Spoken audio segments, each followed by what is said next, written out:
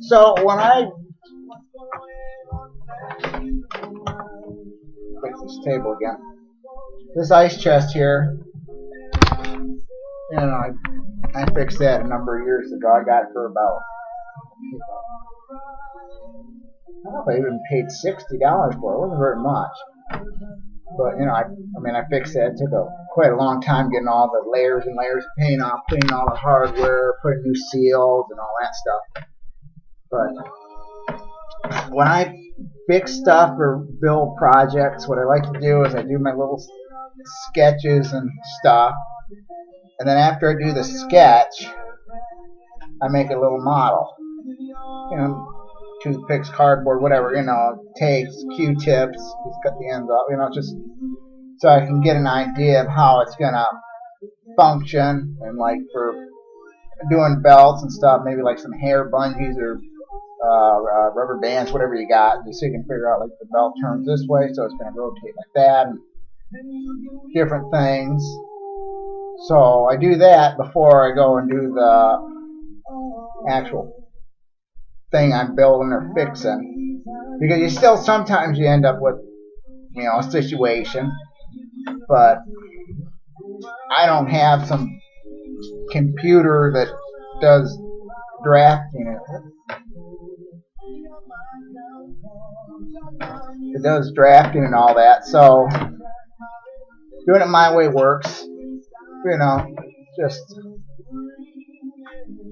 It doesn't have to be the best little models and stuff, but just basically, since I'm doing it, I want to make sure, even though I have it pictured in my head, I want to be able to see it there. Because a lot of things, tinsel. A lot of things when I take machines apart to rebuild them, restore them, whatever, redesign, I don't have to really even have like a blueprint or a manual or anything, because that I can remember. I could take something apart, and it might be maybe 2 years before I get back to it. Actually, that Sycamore, that's going on 4 years, and I didn't have any photos of that when I took it apart, and I'm still getting it together just fine because it's in my head of how it all went. But when you get people that take something apart and give it to you to fix, like somebody might take something apart and I get it, and I'm looking at it, it's like I gotta either figure out how this was supposed to operate with the gears sliding in, and because you can't always go by the wear pattern, because if the thing's been messed with a lot, maybe a couple days after being new, someone screwed with it and put it together wrong.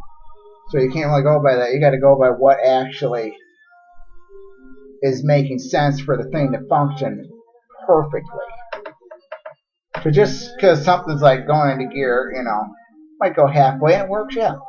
Well, maybe it's not supposed to be like that. Maybe they got the gear flipped the wrong way, so then when it goes in, it locks all the way. You can't just go by the wear pattern. You got to actually picture it like all in your mind. So,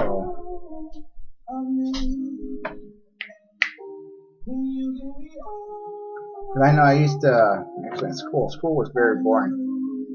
So, I would actually make, because I always figured, well, if I'm taking something apart, what if I got killed or something, and somebody else had got this thing and they don't know how it goes together, it's all in my head. So I would actually make the blueprints and stuff my free time at school. And, I would have every single hole, every line and body groove and all that, all on the pages as I did them. And then when I get home, I could compare them. Perfect. Every single hole, spacing, angular, is all exactly how it was on the actual machine. Because I had it all memorized. But some people can't do that. So sometimes I make manuals to help other people. I don't technically need them, but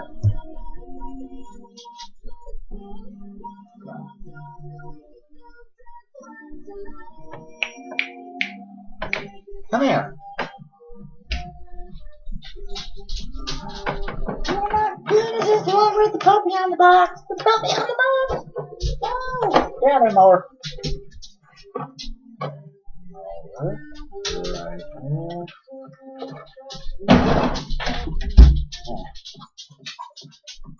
Stop chewing on my socks.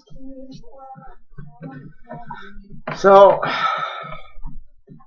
anyway, that's basically that's how I fix stuff, because it's just easier for me to do it that way.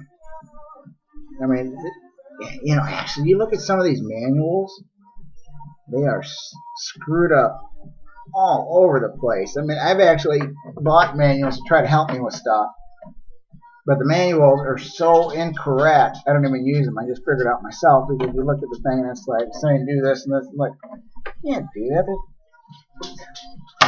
Anyway, and I went to a trade school for a while, but I got so sick of the teacher telling me, nope, that's wrong, nope, that's not how it works, you can't do it that way, nope, that's not right.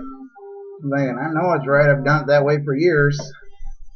I don't know about your method, because it looks like you just broke it, but anyway, I stopped going there because I don't like people telling me I'm wrong when I know I'm right. Now, if I might be wrong and they tell me I'm wrong, that's fine, because, you know, I'd like to hear the correct answer. But if I know I'm doing something right, and you tell me I'm wrong, it irritates me. So, anyway, I'm going to take my shower and get ready for bed. Got work tomorrow. Alright, goodbye.